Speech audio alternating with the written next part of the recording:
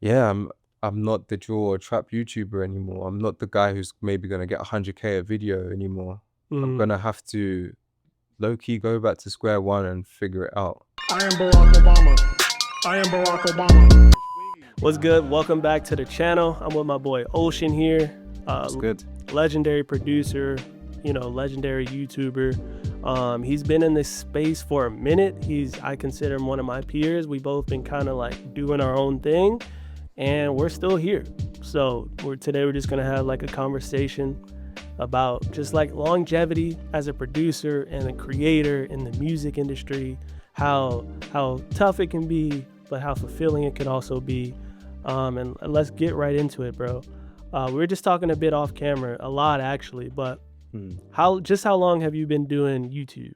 So I started in 2017, so that makes it 8 years. 8 years. 8 years on YouTube. 8 years is crazy. Sounds like a lot, innit?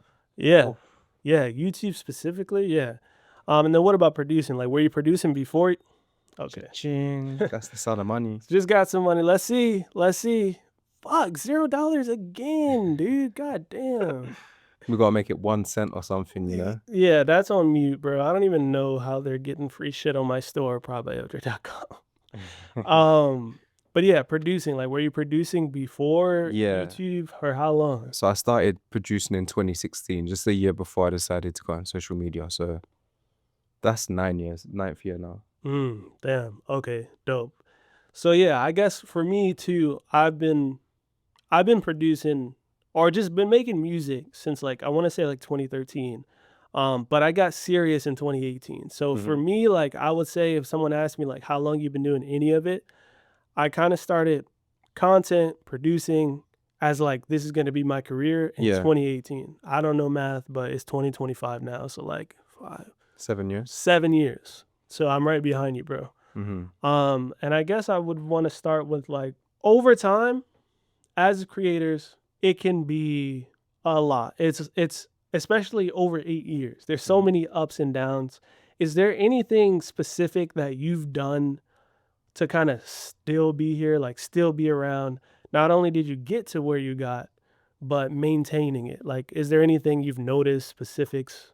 I think first and foremost, it's just honestly the boring word, the consistency. You just got to keep going. Not the C word. Not the C word again. Yeah. But literally, yeah, I've just kept on going, honestly. I've ridden the highs, I've ridden the lows, and I just continue to keep posting. But I guess if we want to be specific, I feel like I've definitely had my errors. Like I've gone through variations of the journey. So I've always reinvented myself in some way. I've had the era when I was in the bedroom. I had the era when I had my London studio.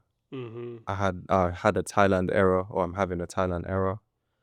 So there's always been different moments and different ways I used to shoot. Back then, I had a tutorial phase. Then it was more of like a very cinematic vlog kind of phase, to the point where it was like very Mr. Beasty kind of challengey vibe. So yeah, I've also somewhat dabbled in the trends a little bit, but I'd say just honestly kept on reinventing myself in some way. So what would you say was like do you remember like your first video or song or whatever that started to like pop off? Yeah, definitely. So I'd say up until 10K, the first video that popped off for me was a minimal setup. And then to get me to 100K was the video with my brother where he makes a beat. That one did really, really well. And then beyond that, the one with Lollipop Beats, that one popped. Shout out Lollipop. I did one with Bookie Beats last year in China, and that one popped. So I've had like a couple of big moments on YouTube where videos have hit over 1 million or close to it. But those are the ones that stand out as like almost turning points or, you know, fast growth periods for sure. That's awesome, dude. So did you notice like which each moment, was there like a shift? Was there like a feeling of like, oh, what can you do to like capitalize on this or anything like that? Not all the time, no. The one with my brother was the big shift because that literally took me from 40K to 100K. And I think just for me, 100K, but before that point was always you get 100K, like you're solidified, you're a YouTuber now. And that Mm-hmm. was always my first big goal in YouTube, get that 100K subscribers. So, Mm-hmm. and that happened very quickly. It took me a long time to get to 40K, Yeah. but from 40K to 100K, that was a couple of months. Mm-hmm.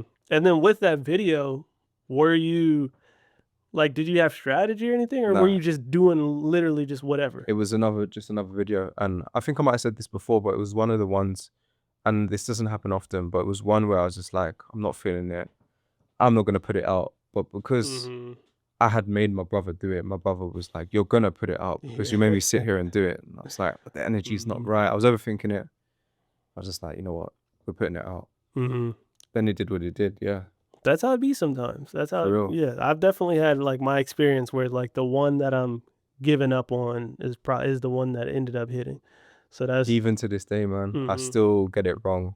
I Yeah. just did my video of throwing a party in a pizza shop. Mm-hmm. And I was thinking, man, this one's going to do sick. Like, I'm loving the edit. Mm-hmm. Didn't really do anything compared to the one where I'm talking about why I made the switch. Mm-hmm. And I honestly thought, man, no one cares. This is gonna be a 10 out of 10. Mm-hmm. Straight 1 out of 10. I still get it wrong. Yeah, yeah, that's kind of how it is. So I Yeah. guess to segue on that too, like when you do get it wrong, Mm-hmm. a lot of people, when they get it wrong, they might get it wrong, they might try again, then they might get it wrong again. Maybe by the third time they get it wrong, they're like, "Oh, I got my whole career choice wrong," Mm. and they give up on it. So how have you dealt with the getting it wrong so many times over the 8 years of doing this?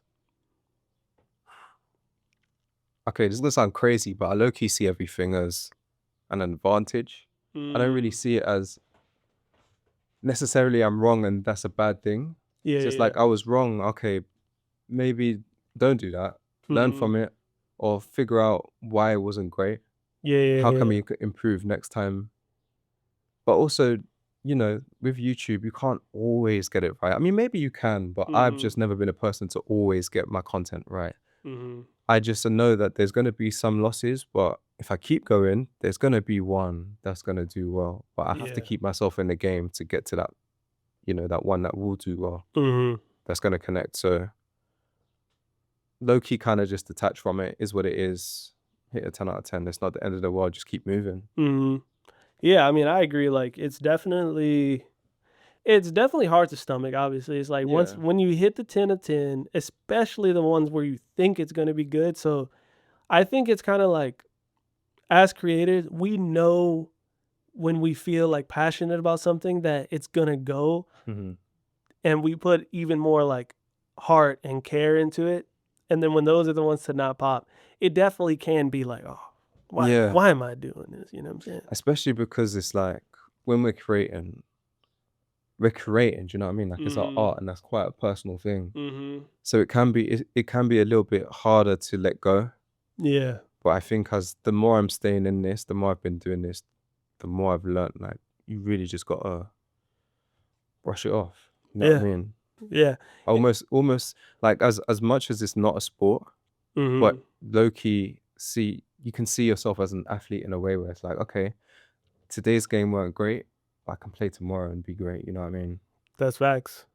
Yeah, and I guess I mean I'm no athlete, but it's similar to where it's hard to give advice on it Mm. because it truly is like I think everybody has to like experience it for themselves and like find their own way to cope with it. And maybe some people are better than that than others. Yeah. But I can agree that for me at least, it really is that detachment that you kind of have to do. You have to kind of just let it go. And like recently, at least for me, I'm definitely going through a low when it comes to like the numbers and the views. But I saw this video where a guy he said, what did he say? What did he say? He said, you can only control your output, not the outcome. Mm-hmm. And I swear to you, I've never taken advice more to heart. And like, Mm. I mean, I have in the past, but like, I guess it's one of those things where that advice came to me at the right time that I needed it. Cause now literally no matter what, I can post anything. And if it's not doing well, I might be down for a second. But Yeah. once I tell myself, look, I can't control the output. I can only control my output. I can't really control the outcome. That's up for everybody out there. Mm-hmm. So if that helps for you guys. But for Yeah. me, like literally saying that to myself, and it might sound kind of corny or something, but like literally in my head, I'm like, I can only control my output. I just got to keep putting shit out. I just got to Mm. keep putting stuff out, and however they take it is how they take it. But I will say though, there is a way where you do kind of have to analyze stuff. Like, Yeah. how do you go about? Okay, there's the detachment from the numbers affecting your mental health and shit. Mhm. But what if it comes to the point where everything is a 10 out of 10? Like, how do you analyze what you're doing that isn't working to try to shift into something that is Yeah. working? 'Cause I also wanted to add it to that as well. It's just like, even though we say detachment, it's nuanced in a way because it doesn't mean that we don't care. We do Exactly. care. Yeah, 'Cause yeah, yeah, yeah. at the end of the day, bro, we live in a world where numbers do matter. If you're a Mhm. social media person, then this is what literally makes your career in a way. Mhm. But at the same time, it's more so of a vibe that, for me anyway, I always have. It's gonna sound kind of crazy or delusional or whatever, but in my head, I'm kind of thinking of like the end goal of where I see myself anyway, Mhm. and I'm gonna get there. Yeah. I have confidence in myself that I will get there eventually. Mhm. Don't necessarily need to know how. I trust in Mhm. myself to figure it out. So me uploading a 10 out of 10, and even Mhm. if it's 5 10 out of 10s in a row, that's kind of revealing the path of how it's telling me that this is not the content in a way. Mhm. Mhm. I can be stubborn and still force it. And sometimes, you know, maybe your gut might tell you, keep going with this kind of content because it might just pop, just not today. Yeah, But yeah, also yeah. it might just be revealing to you, perhaps the hook is off. We Mhm. need to apply some strategy here. Let's not just put out content for the sake of it because objectively it's not good if we're Mhm. looking at the data. So it's like somewhat nuanced. It's like playing with the balance a little bit. But Mhm. yeah, I trust in my gut with the detachment and everything, if that makes Mhm. sense. It's kind of like all over the place, Yeah. but it's not me detaching to the point where I just don't care. Mhm. I do care. I care a lot actually, but Mhm. let go. There's Mhm. only so much you can do, right? You try, if you know in yourself that you tried your best, you Mhm. tried to make the best content that you could that day or the best music, just let it go, innit? Yeah. There's not much else you can do. Dude, I mean, no, there's something you said in that that is something I guess maybe I've forgotten in myself, but bro, that just made so much sense. Like, you can't, or how do I say this? What you said about how you have your like long-term goal or vision in mind, I think that's kind of something I may have forgotten about, or maybe I'm just so indecisive on the day to day. Hmm. But that is such a good point. Like, if you have a goal in mind and it's more like a long-term thing or just a bigger vision, the smaller losses along the way don't really matter as much. Yeah. I think that's actually that's something I'm going to take away with me from this conversation is it, I don't it feels cringe, but you know how people they say know your why and shit. Mm-hmm. What is your why? And as long as you know your why, you can just act with that. I don't think I've ever given much thought to like my why, Hmm. or even if I do have a why, that why could change any moment. Yeah. My why today, my why last year was I was all in learning piano. I haven't touched the piano, bro. So like, I hear that. I don't know, bro. Like, so have you had maybe from the jump or, well, I mean, we can talk about it too because you just switched like from doing like mostly drill to now you're Yeah. doing like the more house and techno kind of vibes. Mm-hmm. So talk a little bit. It's kind of going to be a loaded question, but I do want to hear like from the beginning, did you have a why of like the direction you went with the drill stuff? Mm-hmm. And then could you also talk about how maybe what happened like to switch from that? Because that seemed like you were like one of the main like drill guys and shit. Yeah. So if you could talk about the beginnings of that and then how you shifted, that'd be great. Yeah. So I mean, before it was all about trap and drill beats, right? That was my whole channel. That was my whole thing. And in 2023, I went very heavy into trying to get placements. Honestly, I was chasing placements and not even just like actively pursuing it, but even my whole energy was I was chasing placements. You know what I mean? Mm-hmm. It was always on my mind.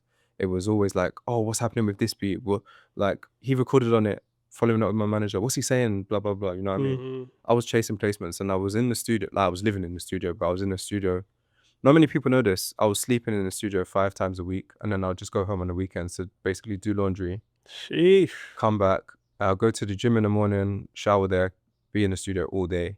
I was making beats, I was running sessions. I was still trying to keep up with my content as well. Naturally, I don't know, I low-key kind of fell out of love with it a little bit, but I think during this time period, I was really getting into like the house music and techno music. Mm-hmm. The year before that, I started going to these kind of events, and I'm not gonna lie, I didn't get it before. Like Mm-hmm.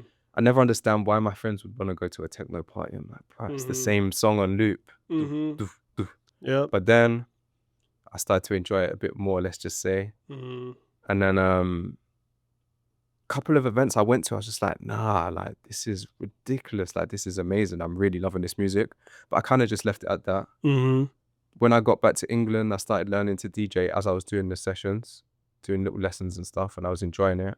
But then it's not until I did my first festival, and this was honestly just on a whim. Mm-hmm.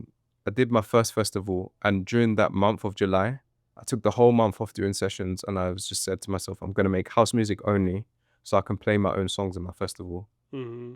And I did that, and I had the most fun I've ever had making music since like the beginning.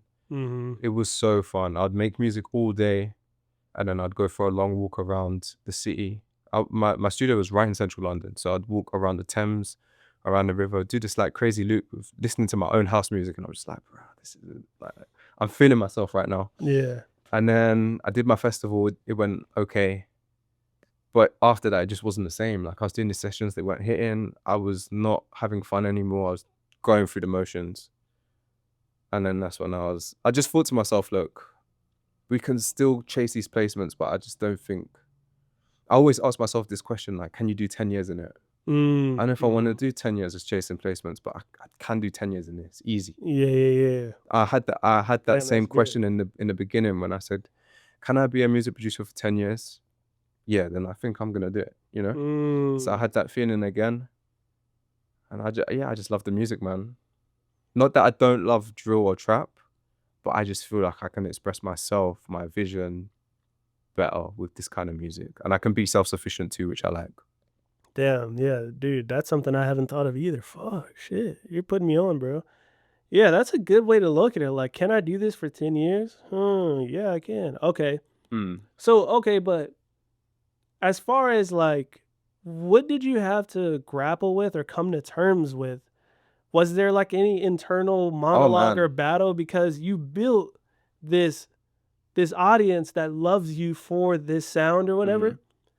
What was it that made you okay with like risking that? Because it's a risk I'm a big risk taker, I'm not gonna lie to you. type shit. But it's almost killing one's old self. Mm-hmm. Completely destroying your old identity in a way, and you know, having to, yes, reinvent yourself, but also your whole self is different in a way. Like,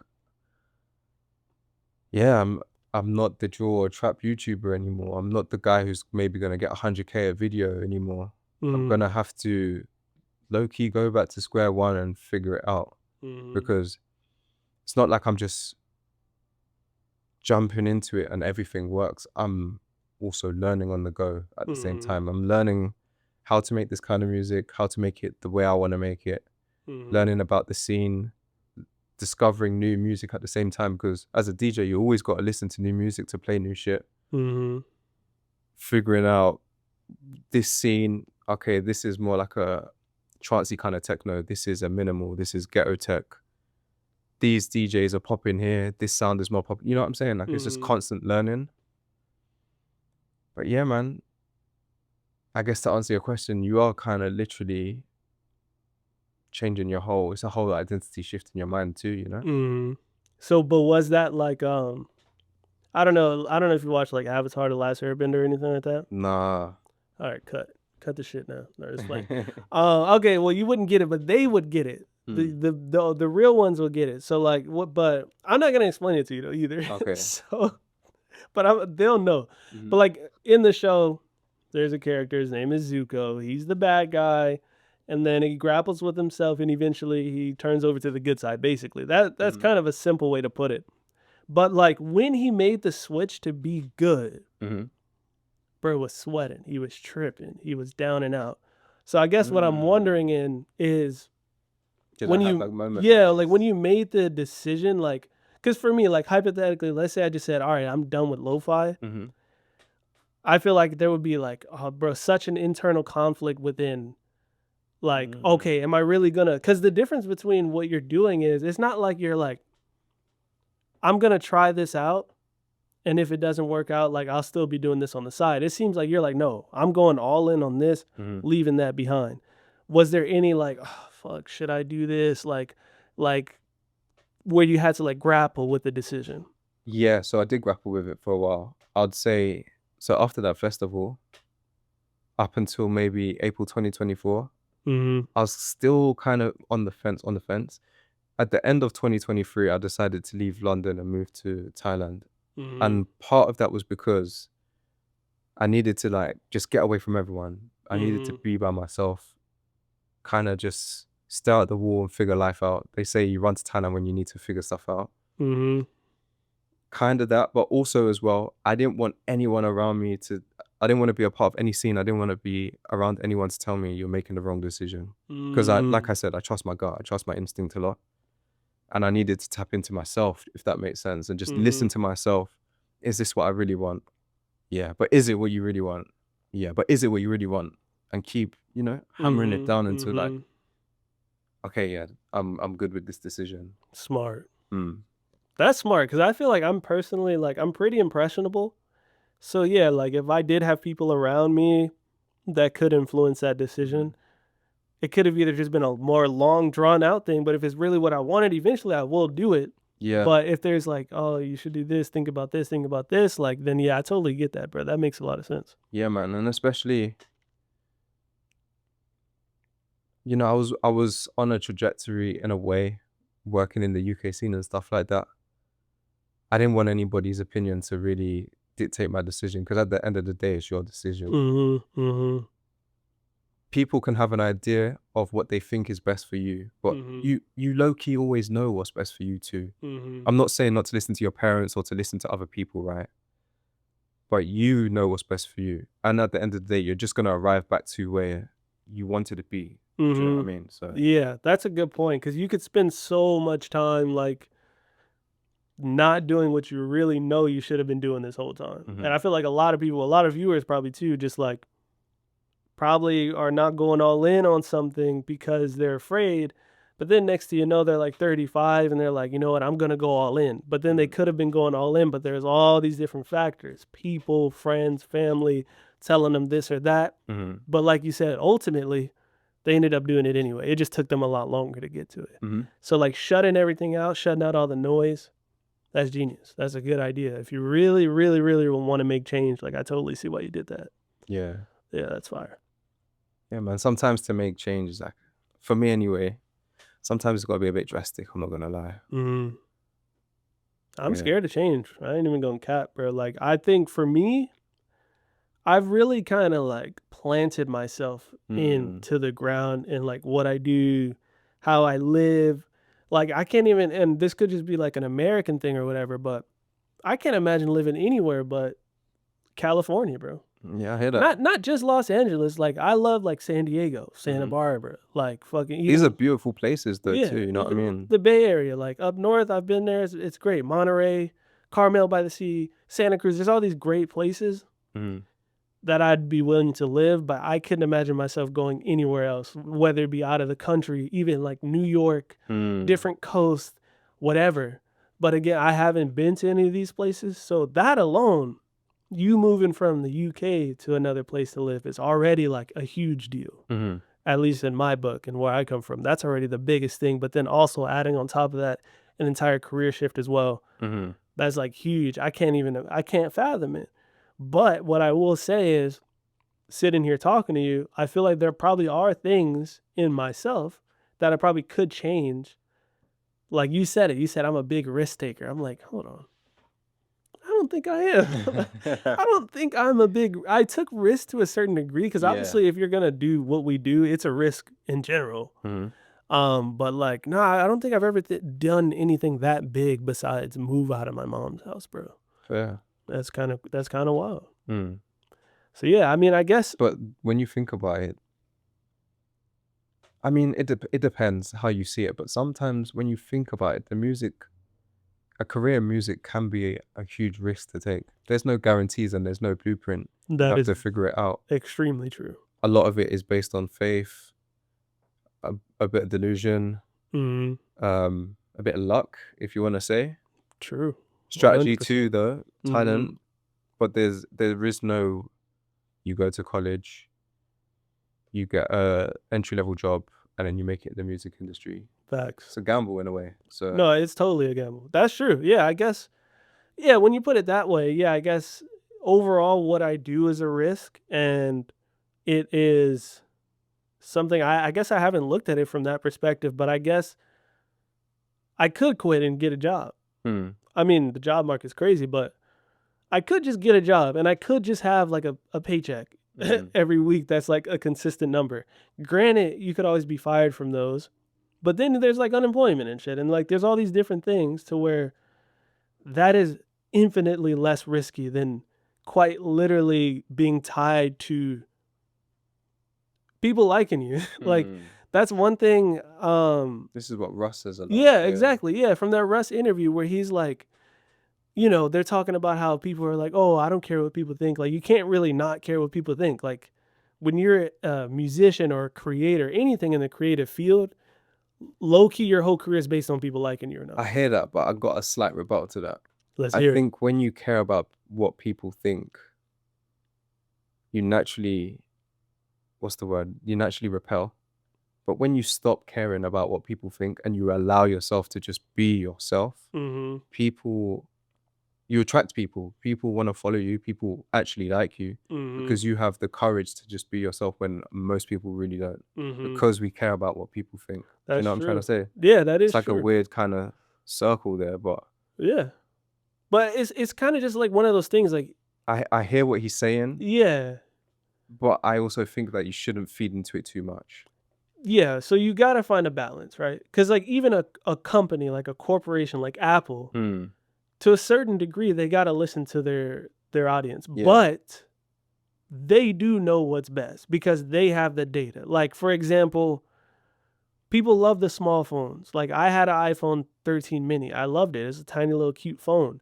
They stopped selling it because although so many people love the tiny phone, nobody's buying it. So at the end of the day, they know what's best. But if they just listen to those communities, then who knows what kind of shit they'd be dropping. True. So I guess if you compare that to us as creators, it's like you don't want to have everything you do weighed against what people think. But you do just want to be open-minded and like receptive to certain things. But you can't. I just don't feel like you can base your whole being and your moves that you make and who you're going to be as a person exactly on what others think about you. No, because also that can just change as well. Right now we're in like this YouTube era or this content era of people really just showing their lives and being natural, but 5 years ago it wasn't really like that. It was very much more edited. And even before that, 2017 when I came in, it was all about the drone B-roll and the polished content with the high quality lenses. That changes. Yeah. But if you're you and you just be you, that I feel like you just naturally bring people to you in those things, you know what I mean? And I don't mean, how can I say this? Because I also said that you can change in it, but it's a slightly different thing. It's more just being who you are, if that makes sense. Curveball. What would you, this is gonna sound rude.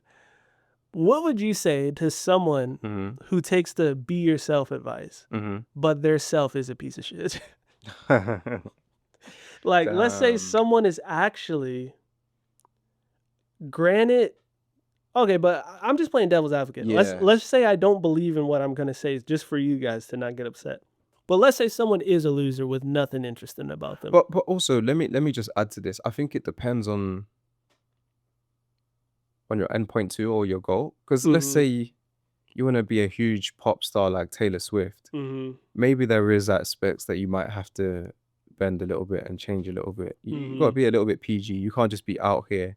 You can't have an OnlyFans personality and try and be Taylor Swift. Maybe you can. Maybe that will exist in 10 years. But right Mhm. now, that's not going to work. Yeah, true.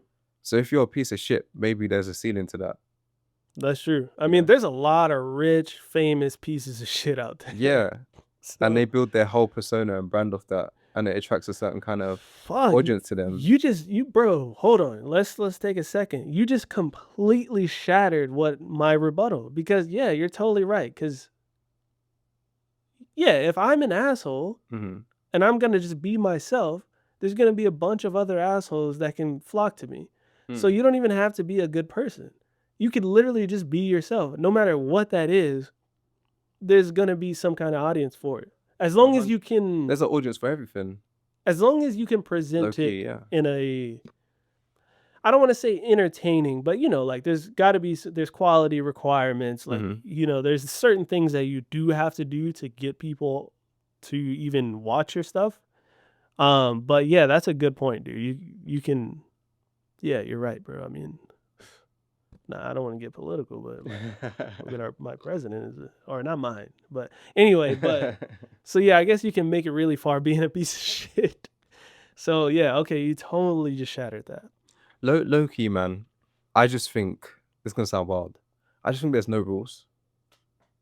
Yeah. Like, there's no rules, man. Anything can happen. The time that I saw Logan Paul get cancelled in Japan to now Mhm. fighting in the WWE, bro, Yeah, there's no rules in life. Anything can happen. Anything can change. that's so true.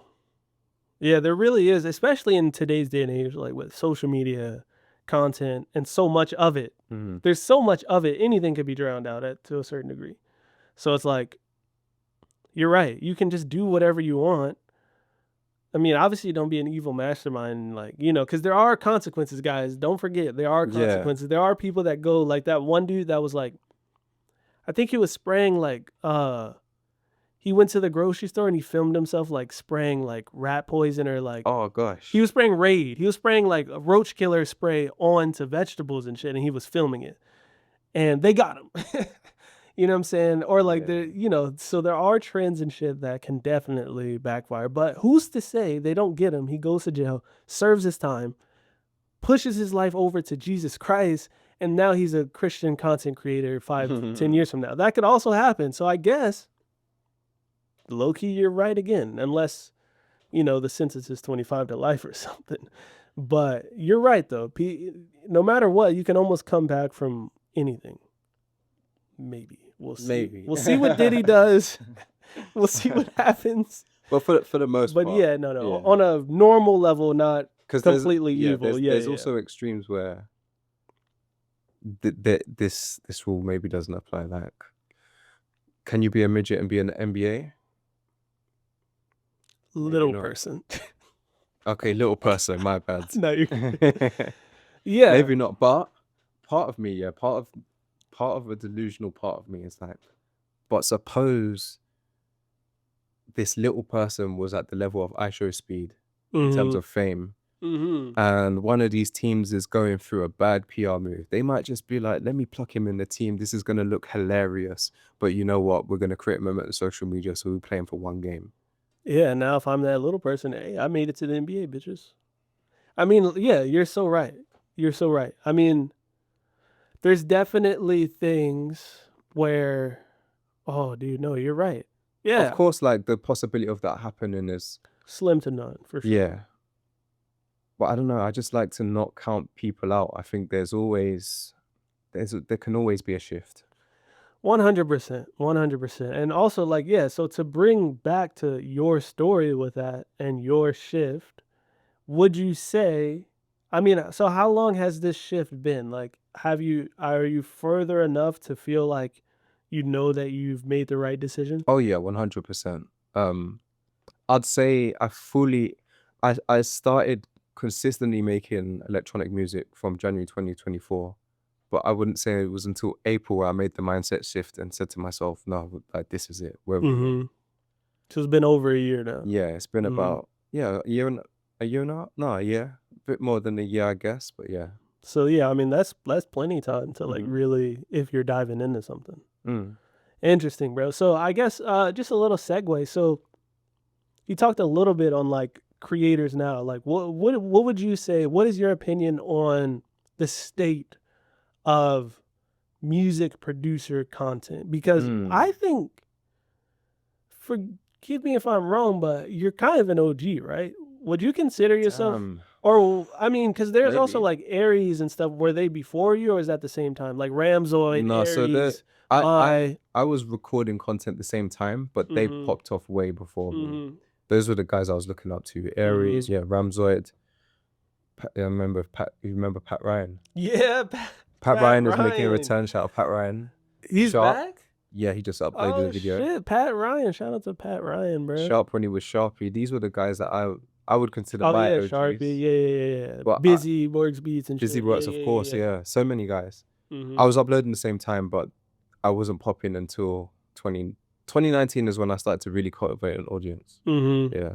So I guess, I mean, it's for the people to say if I'm an OG or not, but I've I been around think for a while. I feel like we're kind of like, we can be called like the pandemic class, bro. Yeah, that's a Like good low point. key, like I don't know, because if you're saying like, yeah, 2019, because I would say around 2019 is when I started to pick up too. Mm-hmm. Same with Ed. Me and Ed Salinski started at the same time, like Mm-hmm. on socials. So our careers have always been like next to each other as far as Yeah. like the timeline goes. So yeah, I think like you, Simon, Ed, me. Well, I'm just throwing myself in there. I don't want to, but like Kyle Beats and Mm-hmm. shit are from that class. So I guess Yeah, we're like the probably. second generation Mm-hmm. of like YouTube producers. But what do you see now? Like, what are your thoughts on it? I don't. Let's not think about the viewers first. I want to know your thoughts if you've seen anything new or this or that. But then also, I would like to talk a little bit about if someone's starting new or anything like that. Yeah. I think there's way more producers now, way more producer content, let me say. Mm-hmm. But it's not just on YouTube, it's on TikTok, it's on Instagram. Mm-hmm. Um, I think it's in a good spot, to be honest with you.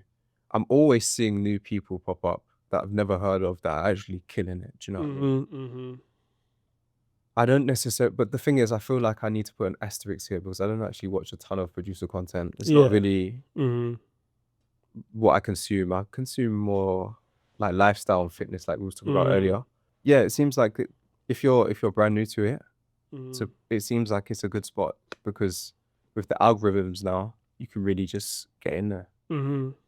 Yeah, because I say like recently I was live on stream and I was just kind of looking at a bunch of like newer stuff, and I Mhm. will say like, so what happened with us, right? I feel like we were making videos of just making beats, maybe some tutorials here and there, and then Mr. Beast happened and ruined everything. Literally. Mr. Beast happened and low key ruined everything. Now everybody's got to do challenges and this and that or whatever. Yeah, but I Um, mean, when we started, subscribers really mattered. exactly. That's That's what one thing kind of too. impacted your views. If you had a lot of subscribers, you most likely had a good. It kind of correlated. There was a Mm-hmm. ratio in it. Mm-hmm. So I remember 2019, 2020 for sure. I was optimizing for subscribers, Mm-hmm. thinking about it's just constant building an audience. Whereas now, it's really not about that. Every Mm-hmm. content is like its own person almost. You put True. out content that could be one that really does well for you and brings you. Mm-hmm.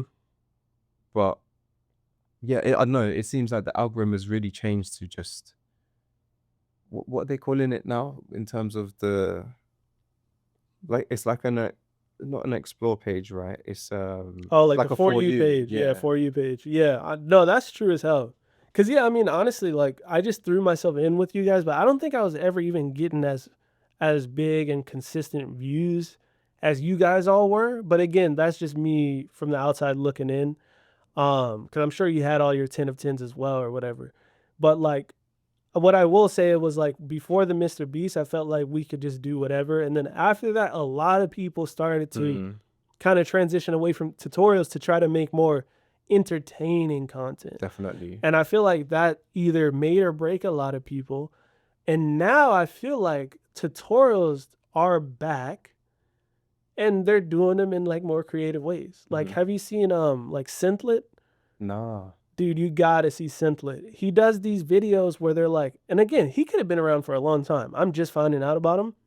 His videos are really short, and like you would have to watch it, but like basically he's teaching something, and it's kind of like the music is playing the whole time as Okay. he's explaining it and shit. It's like it's really cool. And there's like other people doing like similar stuff like that where I don't know, it's just like they're kind of merging the entertainment, but it is tutorials and shit still. Hmm.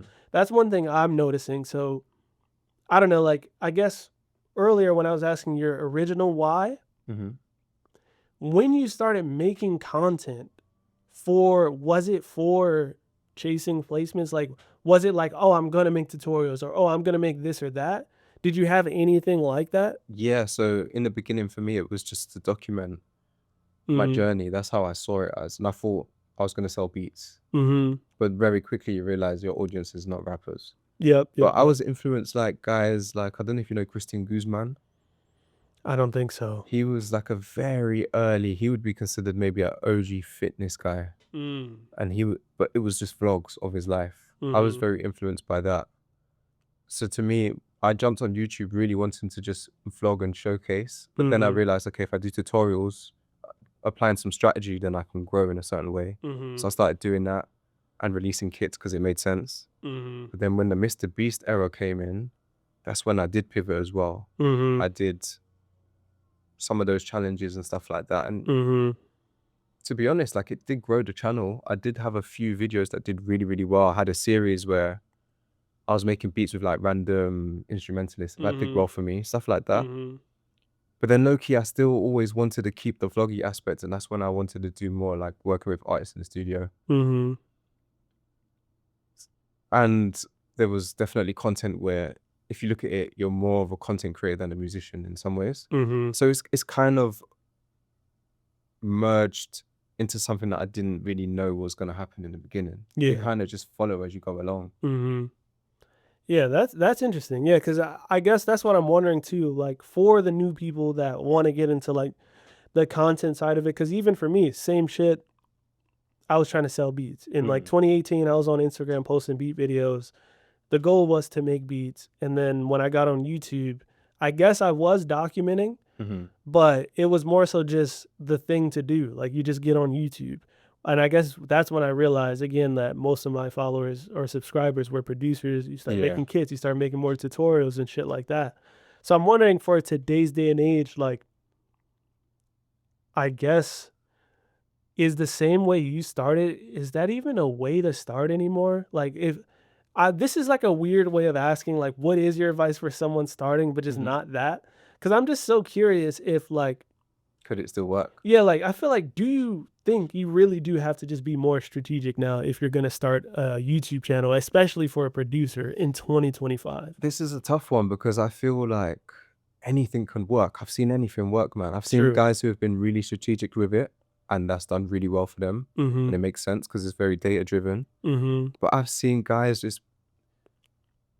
they've just got some sort of it factor where vlogs can just work for them. Mm-hmm. They're not necessarily living a crazy content filled day Mm-hmm. that needs to be documented.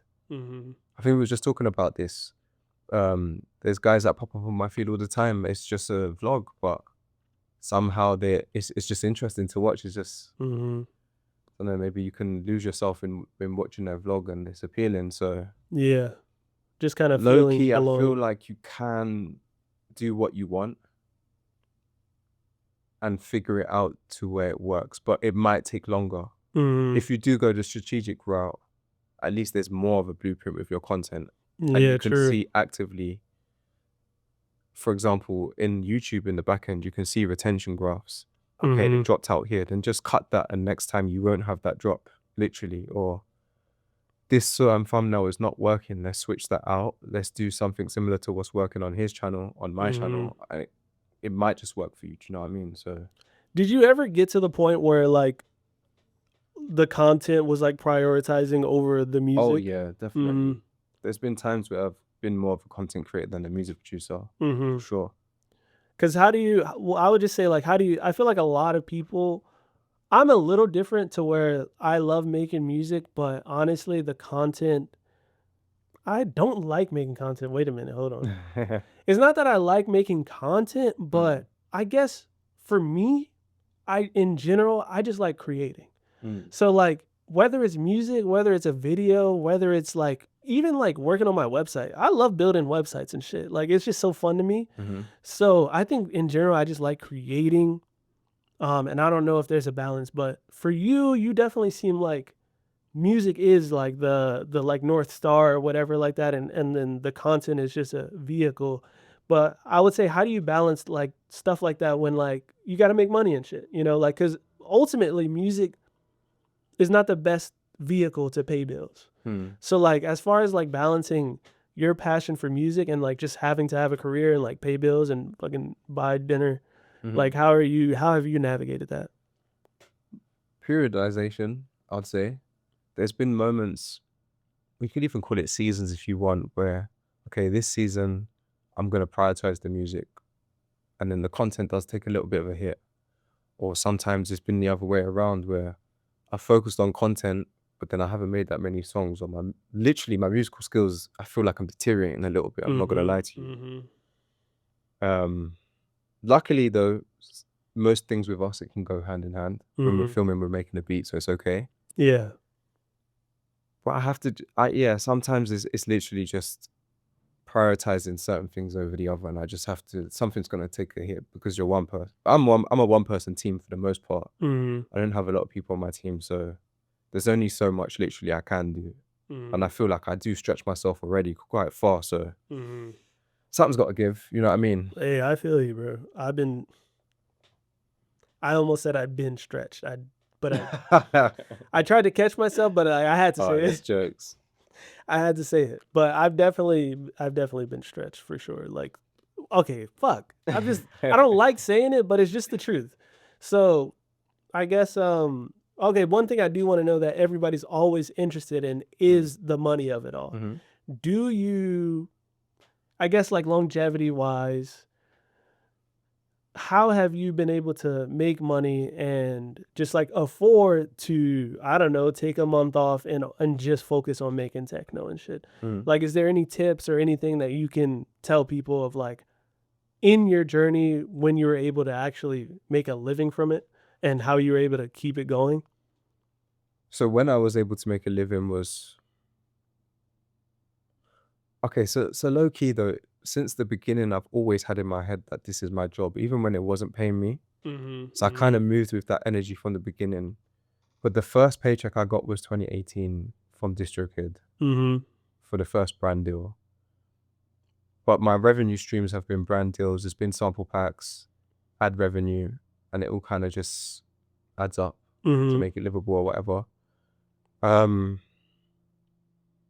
what was the question again?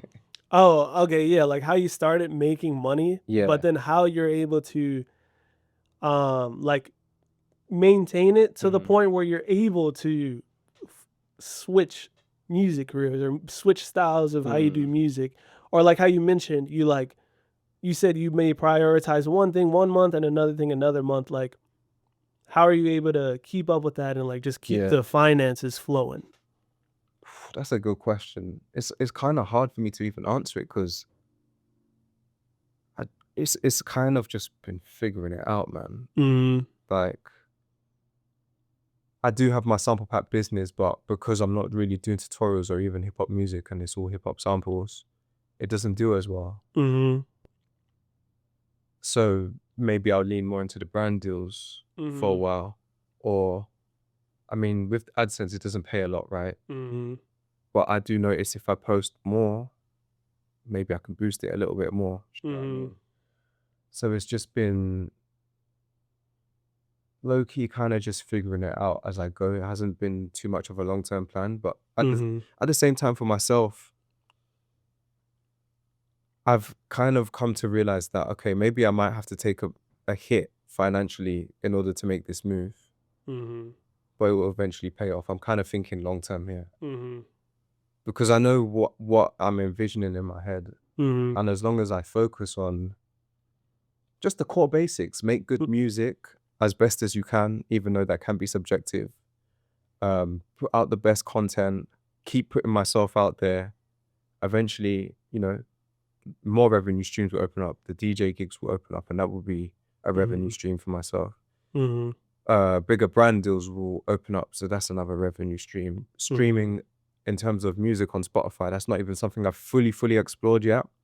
But the more consistently I build my catalog there, we've got another revenue stream. So I'm more thinking long term and just trying to keep myself in the game, basically, rather than thinking, okay, this is my business. And right now, you know how we're saying seasonal, my business hat is not on in this season right now. It's more so the music, the content, put myself out there. But there's going to be a shift where, okay, now we need to put the business hat on for this season and think about that a bit more.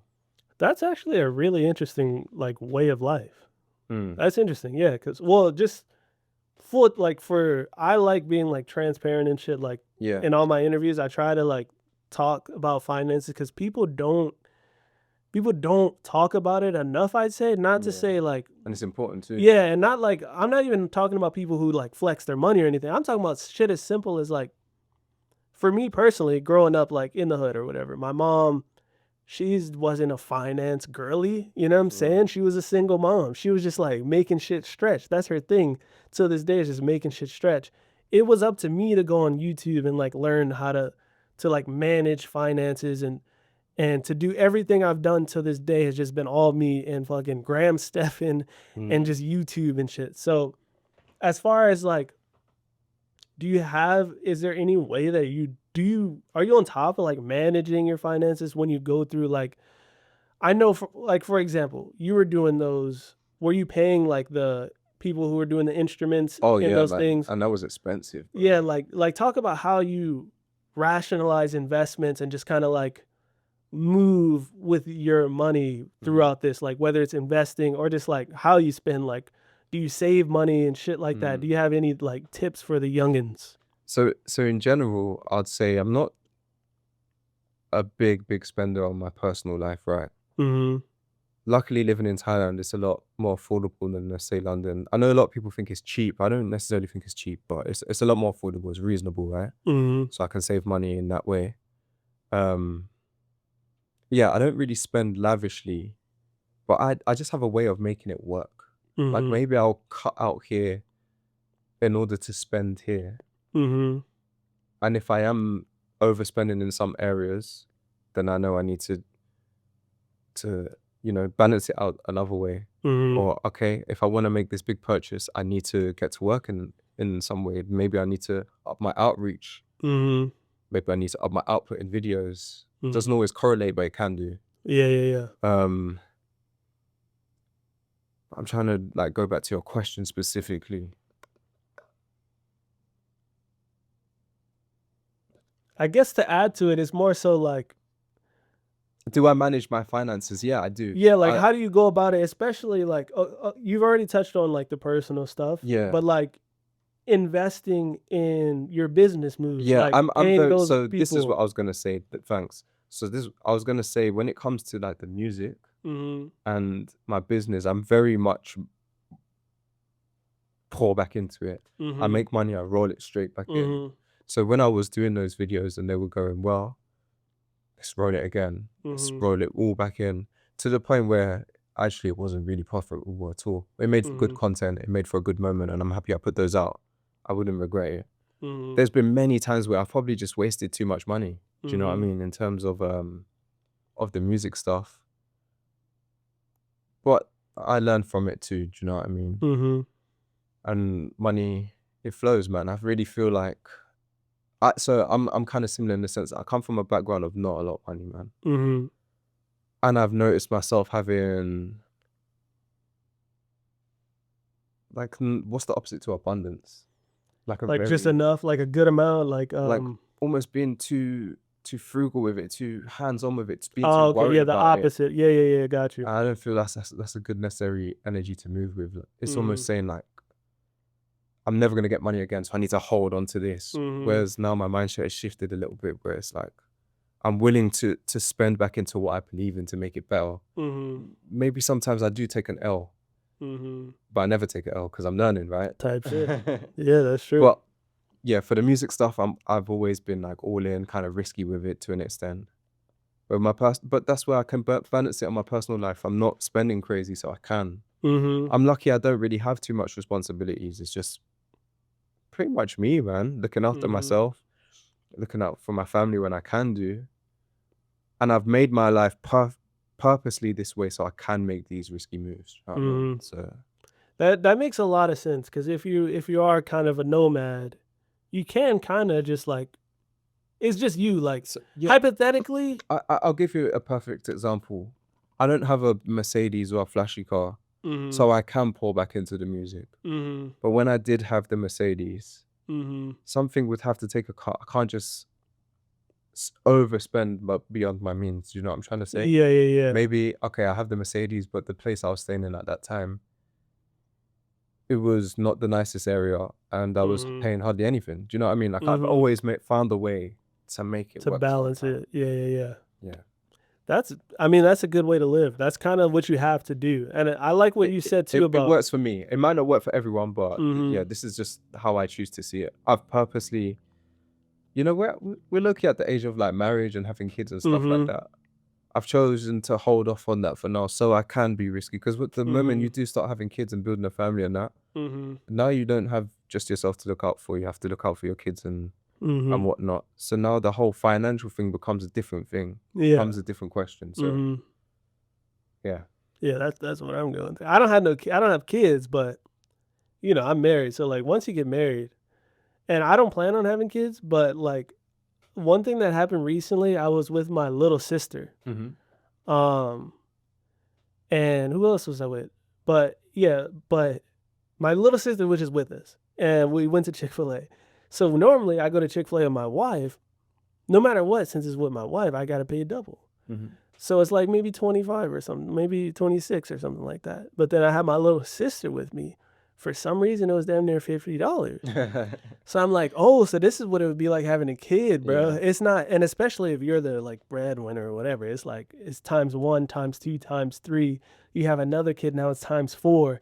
So there's all these different variables that can get in between what you're doing. But one thing I liked about what you said that I think everybody should take with them is the mindset shift of like money flowing. Like I like how you said that, because that's 100% true. And again, like some people are like, oh, like whatever, because it's like, you know, The Secret or like these different books where you can manifest and just have that. But in my opinion, or at least the people I surround myself with that do have money, they're so laid back when it comes to for money. real, man, It's for not real. even like, not to say that they just have so much that it doesn't matter. It's just like not something they ever worry about. At least verbally, they're never worrying about it. It's just something that comes. But it's also, you move different. You Yeah. treat yourself different. You think differently. Mm-hmm. Let's say you don't even have it. Okay, in fact, let's say you don't have money, right? Or you don't have a lot of money. You're low-key struggling, let's say. It influences all your decisions you make, and sometimes True. it's not the best decision to make. Mm-hmm. Especially if we're thinking long term. Maybe you might just have to do what you have to do in that moment, and it could be against your principles or your morals, right? It's a very good point. But it's not that I'm judging, it's just, it is what it is. Yeah. But going back to just in terms of thinking, you know, the frugal versus abundance kind of thing, Mm-hmm. the moments when I think back to when I did have the most money, it wasn't even on my mind. It just came to me. It's like, oh shit, it's like bags was just being thrown at me. Do you know what I mean? I wasn't actively seeking it. Yeah. And also that's why I wanna, for now anyway, I really want to prioritize like the music and stuff like that, because you know, when you do your best and you do it at a high level, it will just come to you, man. Mm-hmm. That's a great point. LeBron James is not, in the beginning, he wasn't really thinking or chasing the bag. He just knew it was gonna come to him, because if you're the best basketball player, it's gonna come to you. That's true. And in music, it's a bit subjective, right? yeah, for sure. But yeah, that's a big still, yeah. there's money in music, man. There's a ton of money. It's ridiculous how much money is in music. It will come. It will flow to you. Mm-hmm. That's how I see it anyway. I agree, bro. I totally agree, and that's something that you just it's not you don't really think of it that way until you think of it that way. It's kind of like a silly thing to say, but it's like even me, my shift from just not even saying I'm broke. Because back when I was broke, I would always say I'm broke. Yeah. It's like, oh, let's go to McDonald's. Like, no, I'm broke. I ain't going to. Or, oh, let's go to fucking Cheesecake Factory. Like, no, I'm broke. But like simply not saying that and just keeping like the positive influence, because you can't. They always say it's who you surround yourself with. Unfortunately, not everybody can surround themselves with millionaires. Oh, but wait, we can now because of the fucking internet, bro. It's not just who you surround yourself, it's the content you consume. It's all types of stuff. Yeah. So that was the switch I had for me personally, just reading books about this stuff, listening to podcasts, and it's like, it's a mindset shift that people have to have. And most people I've talked to, especially like these interviews I do, they've had that same shift. It's almost like literally every single person I've interviewed didn't come from money. At some point, they shifted the way they viewed money. Yeah. Yeah, I think it's key, man. I always used to hear growing up, like, that's too expensive. That's too expensive. And it gets ingrained in you, but you low-key have to rub that out. You have to rub that out yourself, man. And yeah, we could go really, really deep on this. I'm not going to lie to you, but... To end it with this, just like he said, if you're broke, rub it out. You just rub one out and you're good, bro. Oh, shit. I know what you're saying. It'll work every single time. But let me just say this. Oh, yeah. When I say rub it out, I just mean like, just to be clear, and this comes back to shifting your identity, shifting the way you see yourself, which is really key. I want to say rub it out. I don't know if that's like a British lingo difference or something. I've never heard rub it out besides that. So like, I'm trying to figure out what are you trying to say is what. Get rid of that limiting belief in yourself. That's what I'm trying to say. Get rid of it. Yeah. He meant get rid of it, guys. But no, that is true. Like, it's a mindset shift. You got to get rid of that.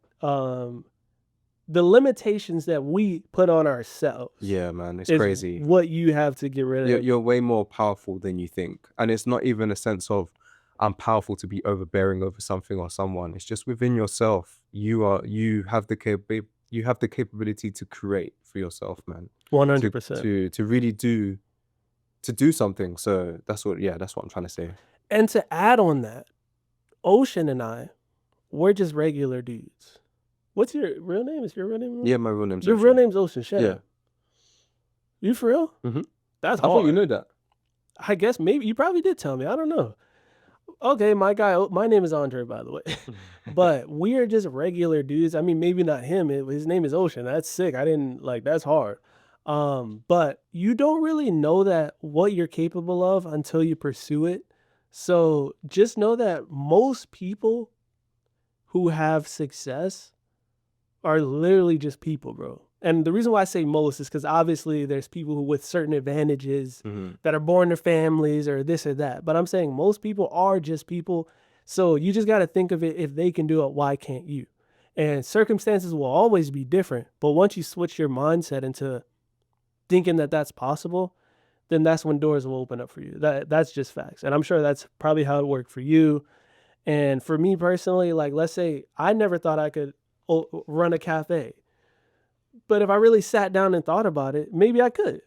If I go to a cafe down the street and just have a conversation with the owner, I'm going to find out that that's just a regular person and they figured it out. So why can't I?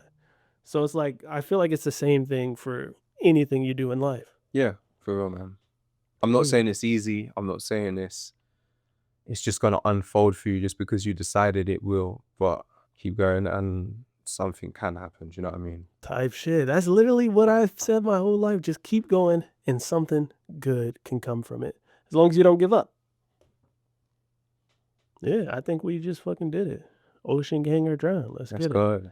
I'll catch you guys in the next one. Peace. I am Barack Obama.